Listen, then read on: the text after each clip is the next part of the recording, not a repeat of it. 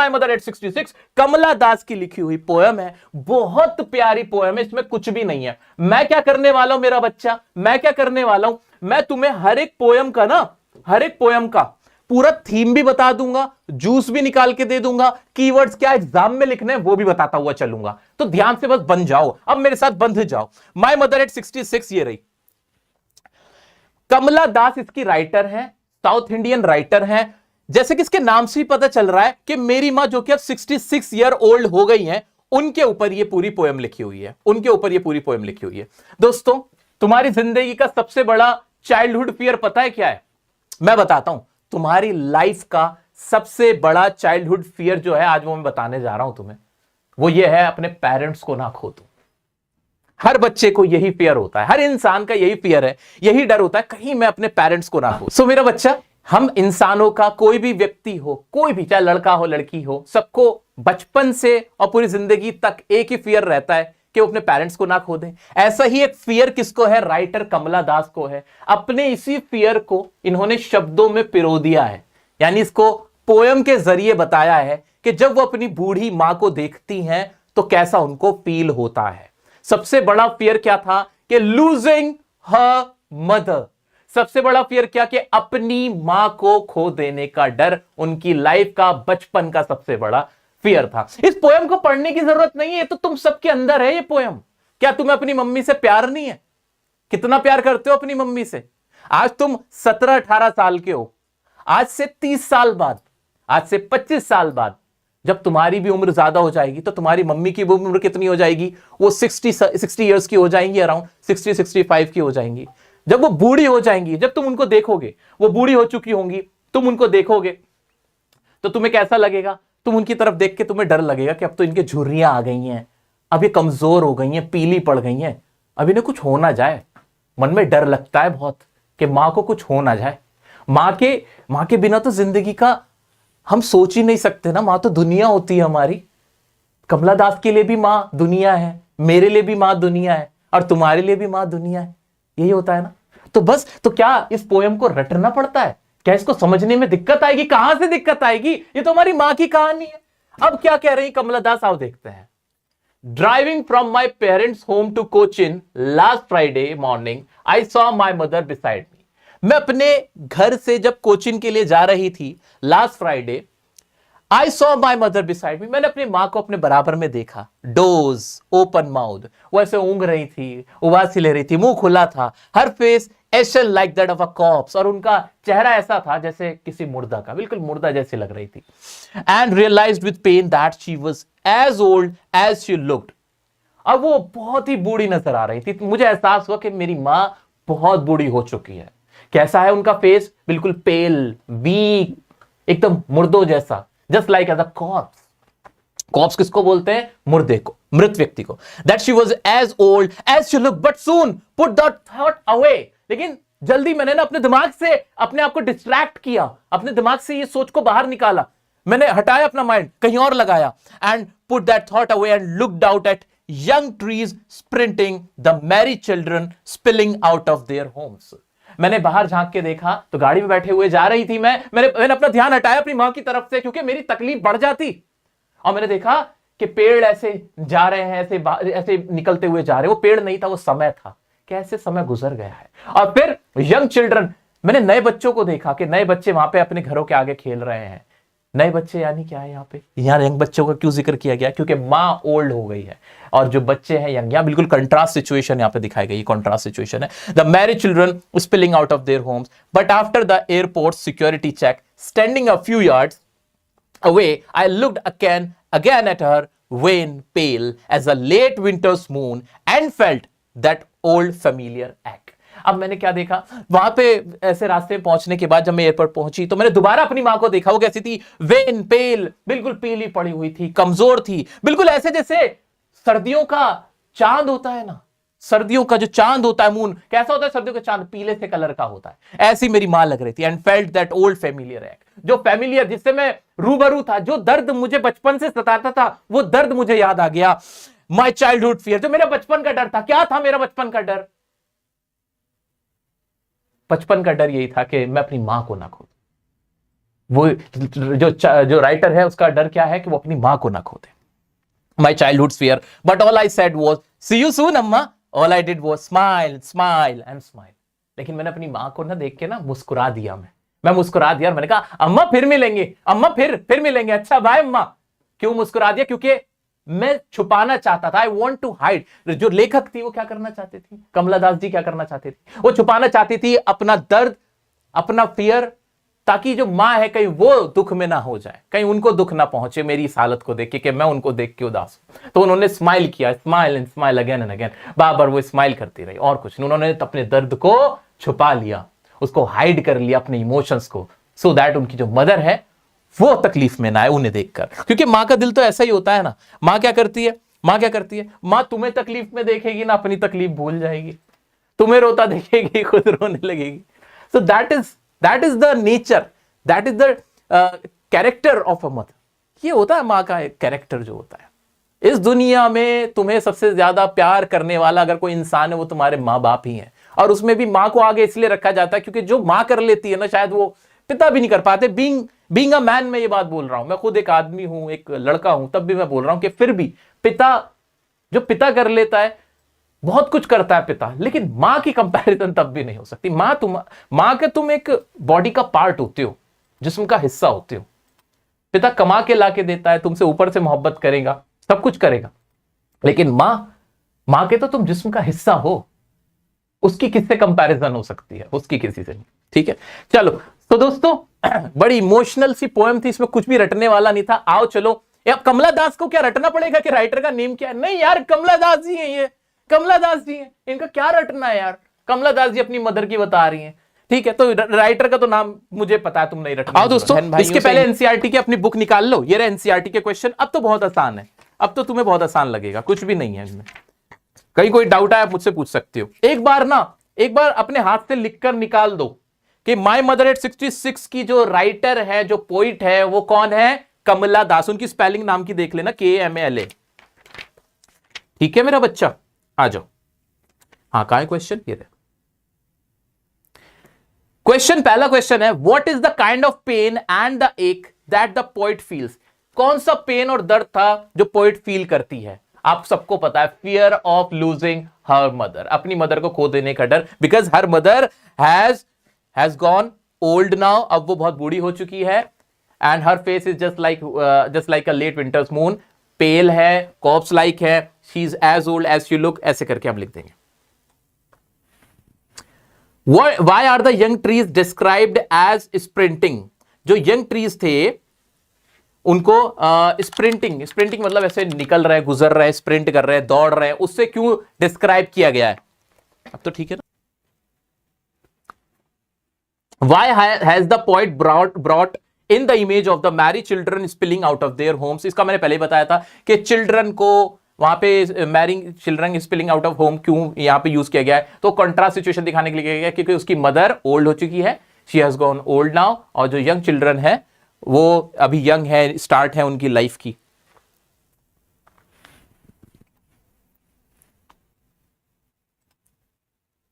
Why has the mother been compared to the late winter's moon? Mother को late winter's moon से क्यों compare किया गया? क्योंकि लेट विंटर्स मून जो दिखता है वो कैसा नजर आता है? येलो कलर का होता है, येलोइश होता है। और मां का फेस जो है, her mother face is just like that, उनका भी फेस ऐसा ही है, वीक है, कोल्ड है। चलो अब इसके प्रीवियस ईयर क्वेश्चन और एक्सट्रैक्ट बेस्ड क्वेश्चन कराते हैं। Very good. चलो, किसी को कहीं भी डाउट हो मेरा बच्चा पूछ लेना। आओ इसके PYQs एंड एक्सट्रैक्ट बेस करते हैं, फिर नेक्स्ट अब हमारा जो वो बनेगा उस पे पोएम पे चलेंगे।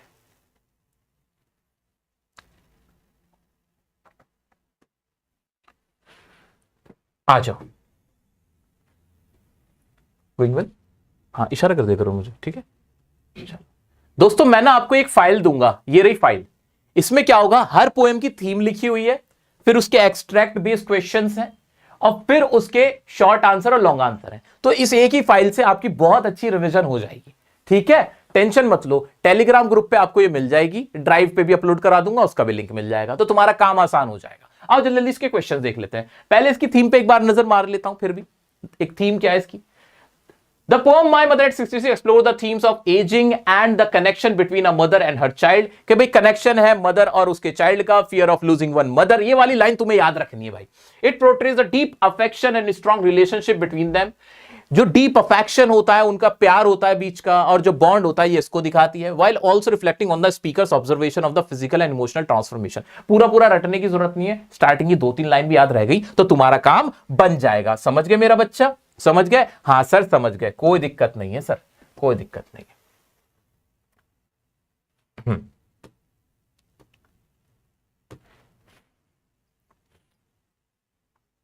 बार बार इस पोयम में तुम्हें जो चीज याद रखनी है वो क्या है? Fear of losing her mother या fear of losing once mother. तुम्हें इंग्लिश नहीं आती, अपनी तरफ से नहीं बना सकते, कोई फर्क नहीं पड़ता, क्योंकि जो मेन क्वेश्चन आएगा एक्सट्रैक्ट बेस्ड क्वेश्चन होगा. ठीक है, तो तुम्हें ये लाइन इसमें घोट लेनी है, और इसकी जो टोन होगी सॉरोफुल होगी. टोन कैसे पता करनी है वो भी मैं आज करा दूंगा, टेंशन मत लो. अभी फिलहाल समझ लो, सॉरो का मतलब होता है उदासी, दुख. तो ये पूरी पोएम की जो टोन है, टोन क्या रहेगी? सॉरोफुल है, जिसमें दुख दिख रहा है. क्लियर है? इतना क्लियर हो गया? सैड, पेनफुल, इससे रिलेटेड कोई भी ऑप्शन आ जाए, किसी भी तरह का एक्सट्रैक्ट आ जाए, याद रखना माय मदर एट 66 में सिर्फ और सिर्फ दर्द है, पेन है. इतना क्लियर हुआ? चलो अब जल्दी से इसके एक्सट्रैक्ट की तरफ बढ़ते. चलो मैं तुम्हें पूरा जूस पिला रहा हूं, जूस. अब मेरा पिया जूस ना तुम्हारे बड़ा काम आएगा. मेरा बच्चा कहां चला गया? अरे अच्छा यहीं पर तो है. हाँ जी.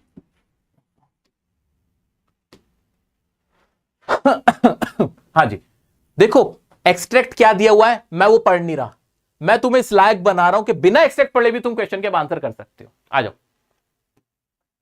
The phrase Asian like that of a corpse gives the impression that the mother is. ये जो Asian like that of a corpse के बिल्कुल मुर्दे जैसी हो रखी है, बिल्कुल ऐसी हुई है मेरी माँ की शक्ल, राइटर की माँ की शक्ल है.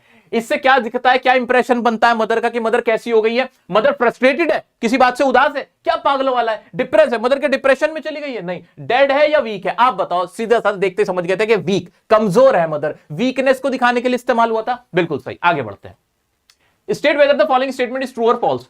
The mother was suffering from some fatal disease. किसी डिजीज से सफर कर रही थी मदर? नहीं. अब याद रखो, इस तरह के क्वेश्चन तुम्हारे एक्सट्रैक्ट में अगर आते हैं, चाहे वो कोई चैप्टर से आए या पोएम से आए, क्या कहा मैंने? बहुत इंपॉर्टेंट बात बताने जा रहा हूं, बहुत इंपॉर्टेंट बात बताने जा रहा हूं. एक्चुअली तुमने इंग्लिश पे कम समय दिया है, तो तुम्हें ऐसा लग रहा होगा कि यार शायद मैंने पॉइंट ना पढ़ा हो, क्या पता इसमें ऐसी बात हो.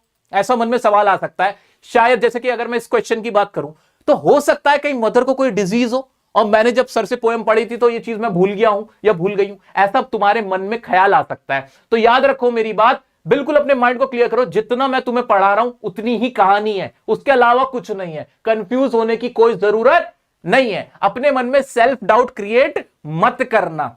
Got it? Got it. जब यहां फेटल डिजीज की कोई बात अब तक हुई नहीं थी, तो हम क्यों माने कि फेटल डिजीज थी उनको? कोई नहीं, उन्हें कोई डिजीज नहीं थी, वो सिर्फ कमजोर थी, ओल्ड एज की थी. That's it. तो आंसर फॉल्स, ऐसे खुल्लम खुल्ला फॉल्स हो जाएगा. ठीक है, okay. Which of the following theme is best represented in the given extract? इस एक्सट्रैक्ट की थीम क्या होगी? इस पोएम की नहीं, जो एक्सट्रैक्ट ऊपर दिया गया उसकी थीम क्या होगी? Life is short and one must enjoy it, ageing and mortality, sleeping and playing, art of parenting. बच्चों वाले ऑप्शन दिए गए हैं. एक बात बताना, स्लीपिंग एंड प्लेइंग का कोई रोल है यहां पे? स्लीपिंग एंड प्लेइंग की बात हुई थी, सोने की और खेलने की? नहीं, बकवास सी बात है. आर्ट ऑफ पेरेंटिंग, पेरेंटिंग की बात हुई थी? नहीं. यहां तो एजिंग की, मदर मरने की कगार पे है, बहुत बुरी हालत में है, उम्र हो गई है, उनका डर है कि वो उसे खो ना दे, ये वाली बातें हुई थी. तो एजिंग एंड मोर्टेलिटी क्या इसका आंसर होना नहीं चाहिए? सच बात बताओ. मोर्टेलिटी का अगर तुम्हें मीनिंग भी नहीं पता था ना, एजिंग का पता था, तो भी तुम्हारा काम हो जाता. आगे बढ़ते हैं. Next question. ये रहने दो. The phrases young trees sprinting and merry children spilling represent. ये फ्रेज क्या रिप्रेजेंट कर रहा है? यंग ट्रीज स्प्रिंटिंग, समय जा रहा है ना, तो ओल्ड एज, डिजीज, ट्रेवल या यूथ? बताओ किसको किसको रिप्रेजेंट कर रहा था? हमने देखा था कि यूथ को रिप्रेजेंट कर रहा है, इतना तो बड़ा क्लियर था. डिजीज ट्रेवल थोड़ी था. टाइम, टाइम और जो यूथ है, जो जवानी है, ये उसको रिप्रेजेंट कर रहा था. नेक्स्ट तुम्हारा एक्सट्रैक्ट है, the impact of Mary children on poets mind. जो इंपैक्ट था मैरी चिल्ड्रन का, जो खुश बच्चे थे, मैरी का मतलब खुश होते हुए, कोई चीज खुश. मैरी क्रिसमस कहते हैं ना, कि भाई क्रिसमस के ऊपर जब क्रिसमस आता है मैरी क्रिसमस कहते हैं, यानी मुबारक हो, खुशनुमा हो तुम्हारा क्रिसमस, इस तरीके से। तो मैरी बच्चे जो खुशनुमा बच्चे थे, वो पोइट उनकी तरफ क्यों देखने लगा था? डिस्ट्रैक्ट करने के लिए देखने लगी थी ना अपने माइंड को, तो उससे उनको क्या मिला था? उनको एंजाइटी हो गई थी, उनको सेंस ऑफ लॉन्गिंग, लॉन्गिंग का मतलब होता है इच्छा होना, लॉन्गिंग एक वर्ड बार बार यूज होता है तुम्हारे लिए।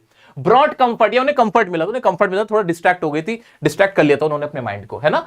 Reminded her of her own childhood, ये देखो लग सकता है कि शायद ये सही हो, नहीं, हमें जितना हमने पढ़ा हमें वहां टिके रहना है।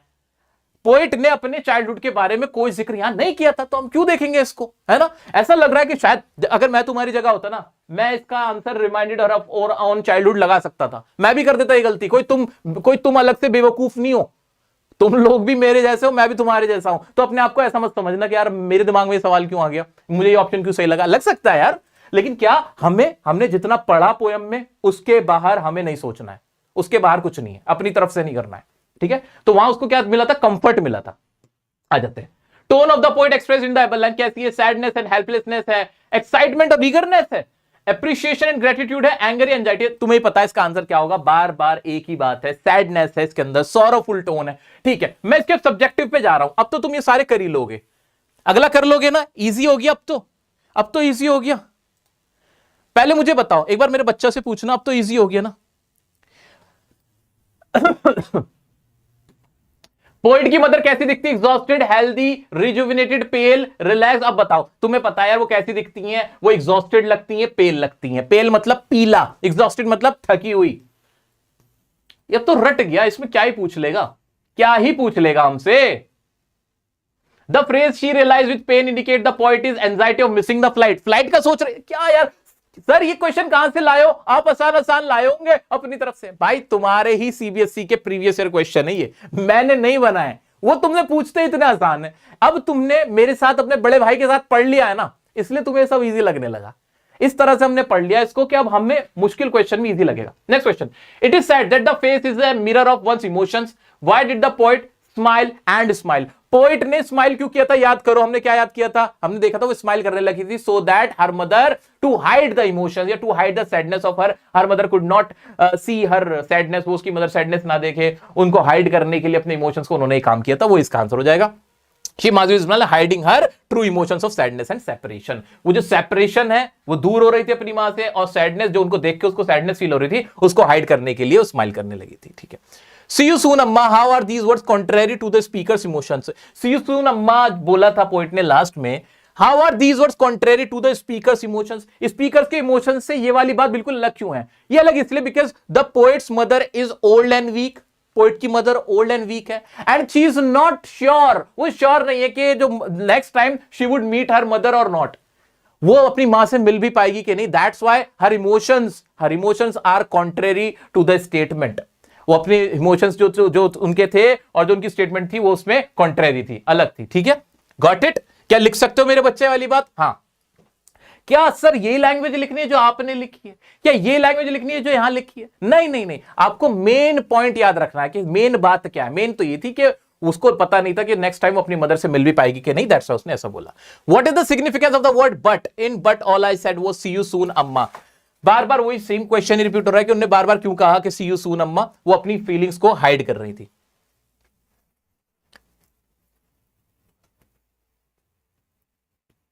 अब तो सिंपल सा क्वेश्चन था, what are the feelings of the poet about her aged mother? क्या फीलिंग थी उनको? Fear of losing her mother था। अपनी तरफ से बहुत ज्यादा लिखने की कोशिश मत करना, जो वर्ड तुम्हें याद है, जो लाइंस यहां से याद होके जा रही हैं, उन्हें लिखने की ज्यादा कोशिश करना, उसमें ग्रामेटिकल मिस्टेक होने के चांस कम होंगे। तो जैसे क्वेश्चन था कि पोएट की क्या फीलिंग थी, तो पोएट की फीलिंग सबसे बड़ी क्या थी? She was very sad looking at her mother, अपनी मदर को देख के सैड फील कर रही थी। She has the fear of losing her mother, fear था कि अपनी मदर को वो ना कर दे। Her mother is pale weak just like late winter's moon, वो ऐसी थी। तो she was not sure that she would meet her mother next time, वो श्योर नहीं थी कि वो अपनी मदर को नेक्स्ट टाइम मिल भी पाएगी। क्या मैंने आंसर भी बता दिए? क्या मैंने बहुत मुश्किल बताया? क्या मुझे बहुत ज्यादा इंग्लिश आती और आपको नहीं आती? नहीं सर, ये तो हम भी कर सकते हैं, इसमें क्या ही है। आ जाओ आ जाओ। बार बार सेम ही क्वेश्चन है कि वो स्माइल क्यों कर रही थी बार बार, ठीक है। चलो अब ये 5 नंबर का क्वेश्चन है, क्या है जरा इसको पढ़ते हैं। Create a comprehensive comparison of the theme present in Aunt Jennifer's tigers and my mother at 66। specifically discuss the different ways each poem addresses the concept of struggle and resilience. अब ये competency based question है। मैंने आपको जो competency based question की video बना के दी थी, उसको भी देख के आप आराम से इसको कर सकते हो। अब इनमें करना क्या है, जो इसकी थीम थी, क्या थीम है इसकी चैप्टर की, वो हमें याद है, 2-3 लाइन याद है। और जो थीम आंट जेनिफर टाइगर जो अब हम पढ़ेंगे उसकी थीम हम याद करेंगे। दोनों की ना थीम्स याद करने के बाद एक लाइन इसकी, एक लाइन उसकी, एक लाइन इसकी, एक लाइन उसकी, ऐसे उसको भी एक्सप्लेन कर देंगे, इसको भी एक्सप्लेन कर देंगे। इससे ज्यादा करने की कोई कोशिश भी मत करना, तुम्हें पूरे 5 नंबर मिल जाएंगे, भरोसा रखो मेरी बात पे। इस वाली पोएम को एक्सप्लेन करा, इस वाली पोएम को एक्सप्लेन करा, थीम्स मैंने दे दी हैं, कॉमन लाइंस मैंने दे दी हैं। और क्या बच्चे की जान लोगे, और क्या बच्चे की जान लेगा, ऐसे तो बोलते हैं अक्षय कुमार। हमने तो हमारे बचपन में अक्षय कुमार को ही देखा है। और सच बात बताऊं, अब उनके बाद ना कोई अच्छा कॉमेडियन हीरो आए ही नहीं। अक्षय कुमार बहुत अच्छे कॉमेडी करते थे। चलो आ जाओ। हाँ जी, अब इसके ये वाले क्वेश्चन आप इजीली देख सकते हो, क्योंकि इन सब में ही एक पोएम से दूसरी पोएम को कंपेयर करा है। इसका अगर मैं रस निकाल के दूं तो रस यही है कि सॉरोफुल इसकी टोन रहेगी, fear of losing her mother है, और मदर्स डेथ के बारे में है, और कुछ इसमें कहीं कोई कसर नहीं छोड़ेंगे। फैला दो ये वीडियो सब तक। कॉन्फिडेंस कितना आ रहा है मुझे बताओ, मजा आ रहा है कि नहीं, है ना, मजा आ रहा है कि नहीं। और वीडियो को अगर पसंद करो तो लाइक जरूर करके जाना, मुझे आपका प्यार बहुत हिम्मत देता है। मेरी ताकत तुम हो यार, जितना हम लोग कॉन्फिडेंटली बोल लेते हैं ना, मैं नहीं बोल रहा होता हूं, ये तुम सब की आवाजें हैं जो मेरे मुंह से निकल रही होती हैं। Love you all, love you so much, अपना प्यार देने के लिए, ट्रस्ट करने के लिए। मिलते हैं नेक्स्ट वीडियो में नेक्स्ट टॉपिक के साथ, तब तक के लिए बने रहना डियर सर के साथ। Love you all.